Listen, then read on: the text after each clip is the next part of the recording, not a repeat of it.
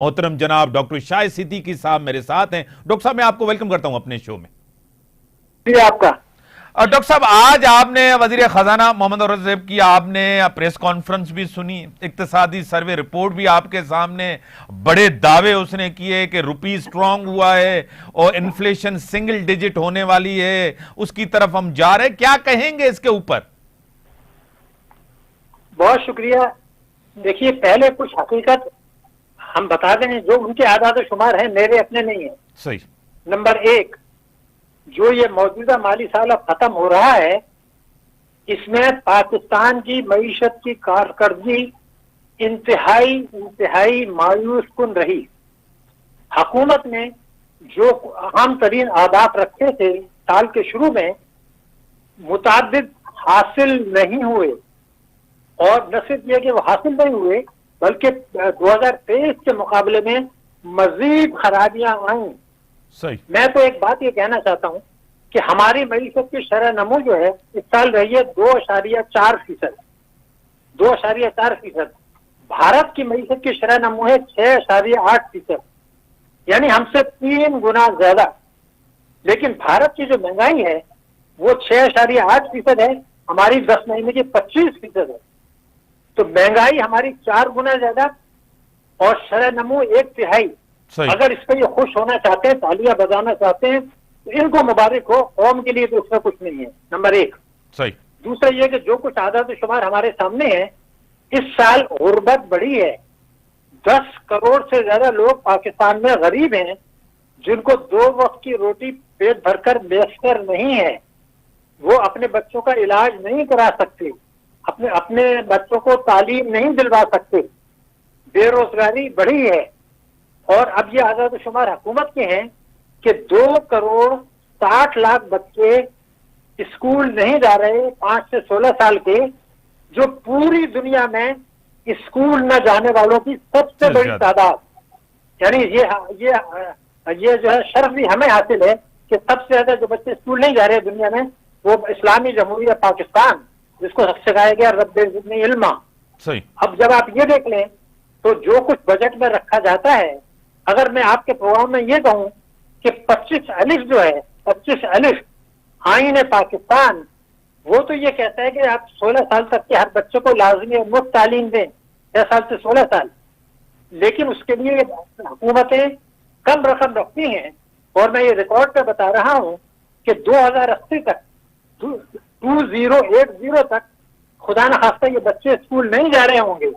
तो ये जो 25 अलिफ है, तो सुप्रीम कोर्ट को भी तो चाहिए कि इसका नोटिस ले कि भाई ये भी तो आपका कानून है, ये भी तो आइन है, सिर्फ इलेक्शन कराना तो आइन नहीं है, और भी है, वो नहीं हो रहा। दूसरा ये था कि बिजली के नर्ख बढ़े, गैस के नर्ख बढ़े, लेकिन गर्दिशी कर्जा बढ़ गया। सही। तो ये गर्दिशी कर्जा कैसे कम होगा? इसलिए कि 500 अरब रुपए सालाना तो आप बिजली की चोरी हो रही है, बिल अदा नहीं हो रहे। हुकूमत ने जो टैक्स इकट्ठे किए और नॉन टैक्स है हुकूमत के वफाक के, उसमें सूदों को हंसता देने के बाद जो रकम बचती है, उससे कर्जों पर सूद अदा नहीं होता। यानी दफा समीज हर चीज कर्जों पर चलेगी। हमारा शहबाज शरीफ साहब कहते हैं कि इस साल एफडीआर ने 15,000 अरब रुपया कम वसूल किया है, जो उसको करना चाहिए था। तो मैं उनसे सवाल करता हूं कि जब वो 15,000 अरब खुद कह रहे हैं, तो अगर वो वसूल नहीं करना चाहते तो फिर ये कौन करेगा? इसलिए कि अगर ये 15,000 अरब रुपए वसूल कर लें, तो फिर हमें न बिजली के नर्ख बढ़ाने की जरूरत, न गैस के नर्ख बढ़ाने की जरूरत, न पेट्रोल के नर्ख बढ़ाने की जरूरत, और IMF की शर्तें पूरी हो जाएंगी। मगर वो ये चोरी रोकना नहीं चाहते। फिर आप आ जाइए मुल्की बचतों पर।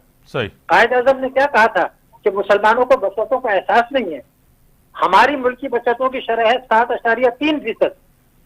दुनिया के दूसरे मुल्कों में 25 से 30% है। तो जब आप बचतें नहीं करेंगे तो कर्जा लेंगे। हमारी सरमायाकारी की शरह 13% होनी चाहिए, 25%। मगर एक इल्जाम जो हुकूमत पर भी है और मीडिया पर भी है, वो ये है कि जिस वक्त ये आया था दुबई लीक्स आई, उससे पहले पनामा लीक्स आई, तो सारे शोर कर रहे हैं कि जी बाहर हमारे असासे पड़े हैं, कहां से चले गए, क्यों चले गए? अरे भाई छोड़ो, कहां से गए, कहां गए? जो मुल्की पानामास हैं, जो चोरी के असासे मुल्क के अंदर मौजूद हैं, जिनकी तफसील हुकूमत के पास है, ना हुकूमत बात करती है, ना सियासतदान करते हैं, ना अपोजिशन करती है, ना मीडिया। कि जो मुल्क के अंदर है, जो आपके कंट्रोल में, वो तो आप ले लो ना, सही। बाहर वाले की बातें कर रहे हैं।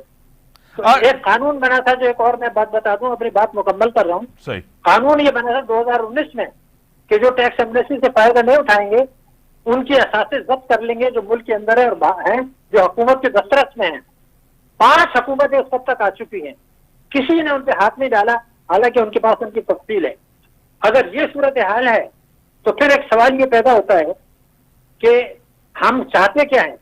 नैब का अगर मैं आपको रिकॉर्ड पर बताना चाहता हूं, नैब दिसंबर 2021 में नैब ने ये कहा कि 790 अरब रुपए तक की वसूली उन्होंने की है। सही। 790 अरब रुपए की। नैब के उसमें जो मालूमात है, मैंने खुद इन्वेस्टिगेशन की है, जिम्मेदारी मेरी है।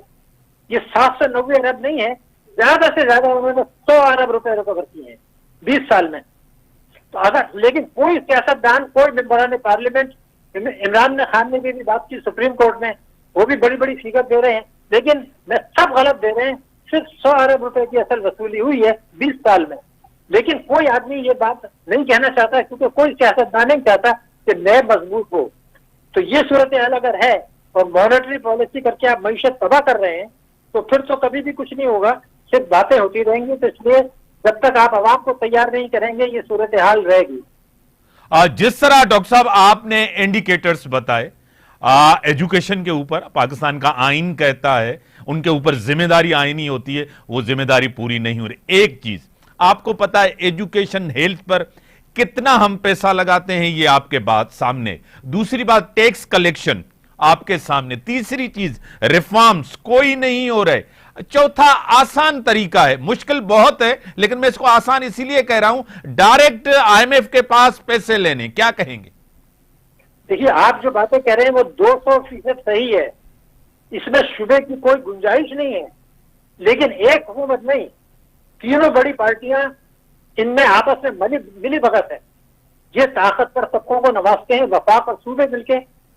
ये 1985 से पीपल्स पार्टी भी यही कर रही है, और सूबों में वफाक में पीएमएल-एन भी यही कर रही है, और ये हुकूमत भी यही कर रही है, और तहरीक इंसाफ 2013 से केपी में यही कर रही है, वफाक में बाद में यही कर रही है। एक गठजोड़ है। तो जब तक आवाम को ये सारी बातें आप नहीं बताएंगे और आवाम तैयार नहीं होंगे, तो कौन ठीक करेगा, ये सवाल पैदा होता है। आईएमएफ भी मिला हुआ इनके साथ।